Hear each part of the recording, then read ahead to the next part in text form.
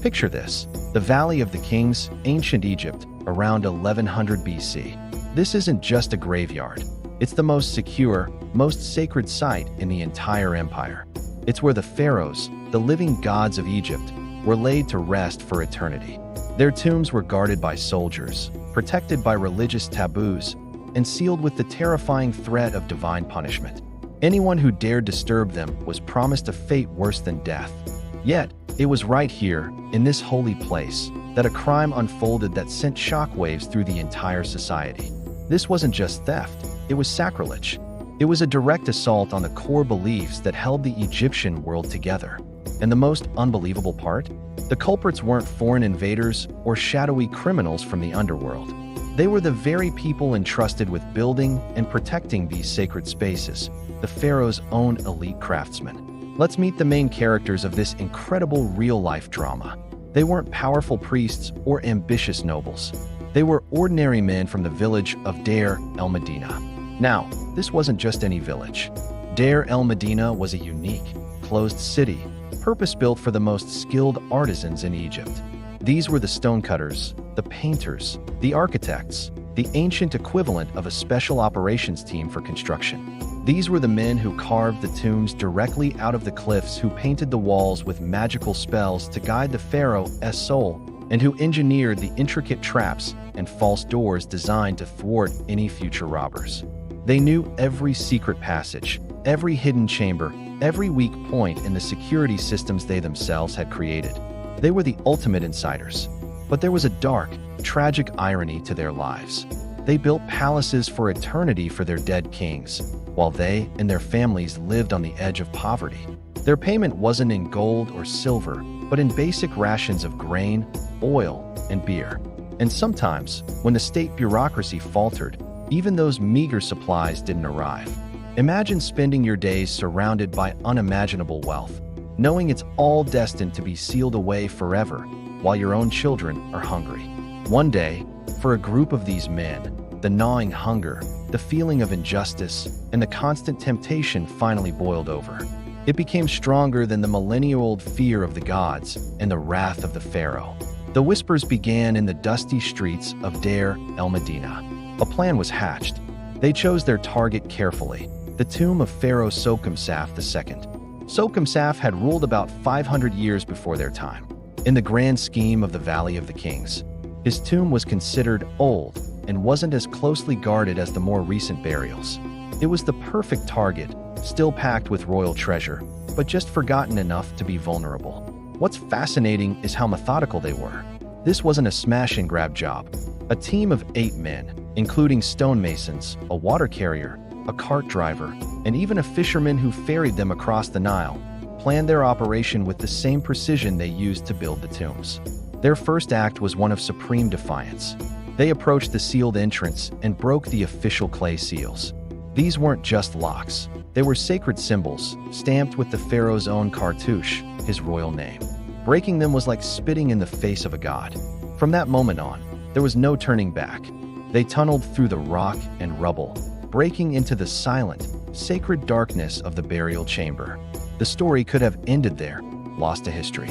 But we know what happened next, because some of the robbers were eventually caught. Their confessions, recorded on ancient papyrus documents, have survived for over 3,000 years. One of these documents, known as the Abbot Papyrus, contains the testimony of a man named Amenpenufer, one of the stonemasons. Under interrogation, likely involving torture, he revealed the chilling details of what they found inside. And I want to read you his own words, translated from the ancient hieroglyphs, reaching us across the centuries. "We found the tomb of the pharaoh. We opened his sarcophagus and his coffin. We saw the noble mummy of the pharaoh himself. He was armed with a bow and arrows. His entire mummy was covered in gold." Let's pause on that one detail. He was armed with a bow and arrows. This isn't just a simple description of the items buried with the king. It reveals the deep, primal fear the robbers felt at that moment. They were standing in front of the physical body of a god king. Part of them genuinely believed that the pharaoh's mummy, his ka, or spirit, could rise up and strike them down for their sacrilege. They saw the bow not as an artifact, but as a weapon that could still be used against them from beyond the grave. But the other force at play, The raw power of greed proved to be stronger. The glimmer of gold in the torchlight banished their fear. They set to work. They systematically stripped the mummies of both Pharaoh Sopkamsaf and his queen. They tore off golden jewelry, heavy necklaces, pectoral ornaments, and protective amulets. They pulled golden rings from their fingers and ripped the gold leaf that covered the coffins and the mummies themselves. When they were done, they had plundered an astonishing amount of wealth. The records suggest they made off with over 120 pounds, that's more than 60 kilograms, of gold, silver, and precious stones. They left the desecrated bodies of their king and queen lying amidst the wreckage of their eternal home and slipped back into the night, their bags heavy with treasure. Their crime, however, did not go unnoticed for long. The discovery of the desecrated tomb triggered a massive investigation, led by a local official named PHARAOH. The village of Deir el-Medina, the community of tomb builders, fell under immediate suspicion. Who else could have had the knowledge and skill to pull this off? The investigation led to a series of arrests, interrogations, and trials. The papyrus records from this time read like ancient court transcripts, detailing the accusations, the denials, and the eventual, brutal confessions. The men who had spent their lives in service to the pharaohs were now facing judgment for betraying them in the most profound way possible. The fate of the tomb robbers was as harsh as their crime was severe. The standard punishment for tomb robbery was impalement, a slow and agonizing public execution designed to be a terrifying deterrent to anyone else who might get similar ideas. Their crime was not just against the state, but against the cosmic order, and the punishment had to reflect that. This incredible story from 1100 BC is more than just an ancient true crime tale. It's a powerful human drama about poverty, temptation, and the clash between faith and desperation. It shows us that the people of ancient Egypt weren't just stoic figures from history books. They were real people with real struggles. They feared their gods, but they also feared starvation. They revered their pharaohs, but they also resented the vast inequality between the rulers and the ruled. The great irony is that these robbers, by trying to steal gold for themselves, ended up giving us something far more valuable, a direct, unfiltered window into their world, their fears, and their motivations. Their crime, preserved in ancient ink on papyrus, tells a story of a society under strain, where the sacred bonds holding it together were beginning to fray. Thanks for joining me on this journey back in time. If you found this story as fascinating as I do, please hit that like button and subscribe for more dives into the hidden corners of history. See you next time. Imagine, for a moment, that you've just pulled off the heist of the century. You've plundered the tomb of a god king, a pharaoh, and now you're sitting on a mountain of treasure. What's your next move? Do you lay low? Do you flee the country? Well, for a group of ancient Egyptian workers, the answer was simple: go shopping. This is the incredible true story of the first great tomb robbery in history, a crime that shook the very foundations of the Egyptian empire. And the most amazing part? We know exactly how it all went down, thanks to the world's first detailed police report, painstakingly recorded on papyrus scrolls thousands of years ago. Our story begins around 1100 BC, during the reign of Pharaoh Ramses IX. Egypt was in a state of turmoil. The empire was struggling, the economy was in shambles, and ordinary people were suffering. Imagine working day in and day out, building magnificent tombs for the dead pharaohs, while your own family is starving. This was the reality for the stonemasons and artisans of Thebes, the very men entrusted with guarding the secrets of the Valley of the Kings. Among them was a man named Amenhotep, a stonemason. He wasn't a king or a high priest, but he had something more valuable: inside knowledge. He knew the layout of the tombs, the location of the secret passages, and the immense wealth hidden within. As he watched his fellow workers toil for scraps, an idea, both audacious and desperate, began to form in his mind. He saw the hypocrisy of a system that glorified the dead while neglecting the living. For him, this wasn't just about greed, it was about justice. Amenhotep gathered a crew of 8 trusted men, fellow craftsmen who shared his frustration. They weren't hardened criminals. They were carpenters, stonemasons, and water carriers driven to the edge. Their target was the tomb of Pharaoh Sopkamsaf II, a king who had been resting undisturbed for centuries.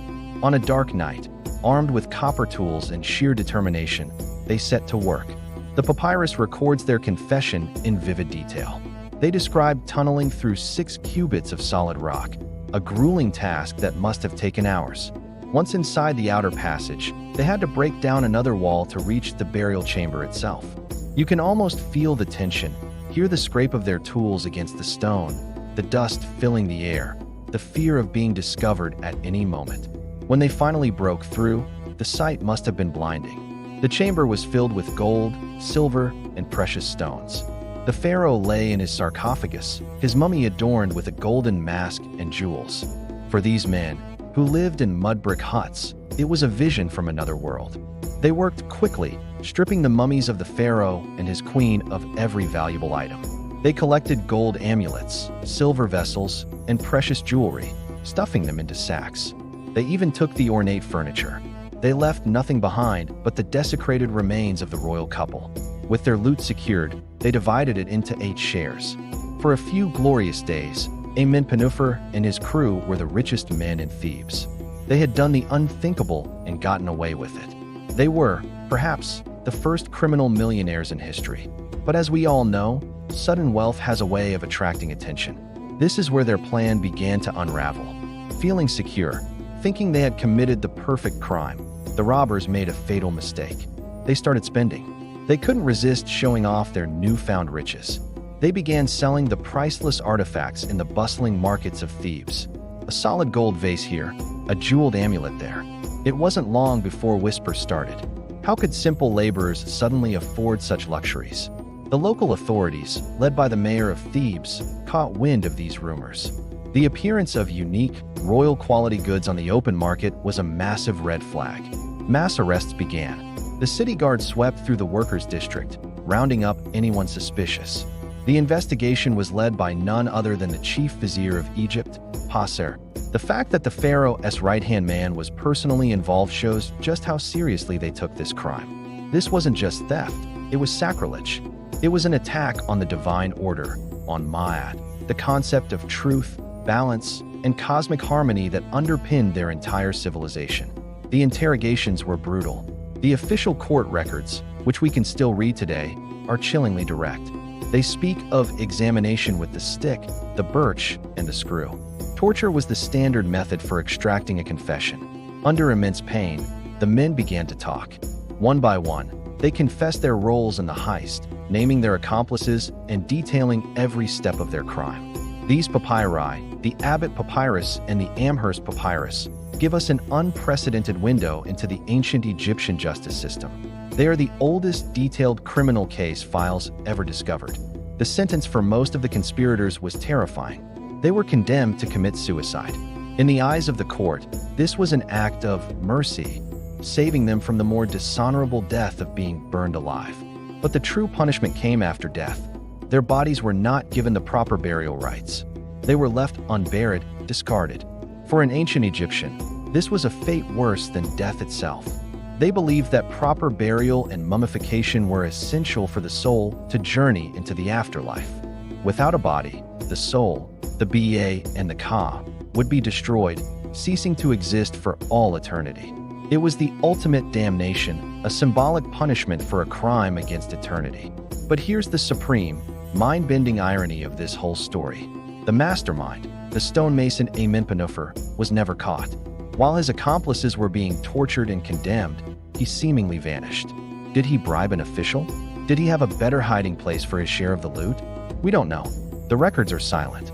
It's tantalizing to imagine him slipping away to some remote corner of the empire, a wealthy man, secretly living off the pharaoh's gold for the rest of his days. This story completely upends our classic image of tomb robbers. They weren't treasure-hunting adventurers from later centuries. They were the very people who built the tombs. They were ordinary Egyptians who knew the secrets because they had created them. They weren't driven by a lust for adventure, but by a desperate hunger for a better life and what they saw as a form of justice. Their tale is a powerful reminder that history is often written by the victors, but sometimes the voices of the common people break through. It shows that no belief, no matter how sacred, and no tomb, no matter how secure, can truly stand against the powerful force of human desperation and the deep-seated cry for fairness. And so, The legacy of Amenhotep and his crew lives on, not as a simple story of crime and punishment, but as a complex human drama etched forever onto the pages of history. Thank you so much for watching. If you found this dive into ancient history as fascinating as I did, please hit that like button and subscribe for more stories that you wouldn't find in the history books. Let me know in the comments what you think. Was Amenhotep a criminal or a rebel? See you in the next video.